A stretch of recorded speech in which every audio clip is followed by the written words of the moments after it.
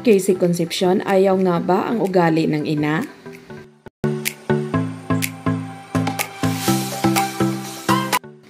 Dahil sa mga latest post ng megastar na si Sharon Cunita ay muli na naman itong naging kontrobersyal at nadamay pa pati si Casey Concepcion at Gabby Concepcion.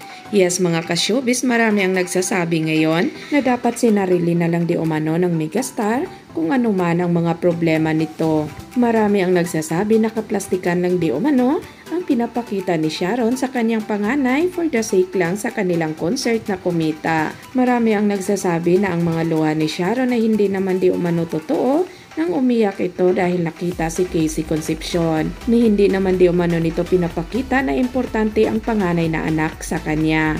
Ni hindi ito umattend sa premiere night ng pelikula ni Casey Concepcion kahit pa international movie ito at importante sa kanyang anak.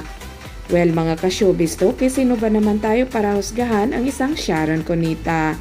Wala tayong alam kung ano talaga ang pinagmulan ng alitan ng mag-ina at sa pangyayari ngayon na tila meron na namang hindi pagkakaintindihan Gabby at Sharon, tiyak na ang maiipit na naman sa kanilang dalawa ay walang iba kundi ang kanilang panganay. Sana pag-isipan muna ni Sharon bago raw mag-post ng kanyang saloobin sa Instagram kung saan ay marami ang naapektuhan na kalaunan ay dinilit rin naman ng megastar.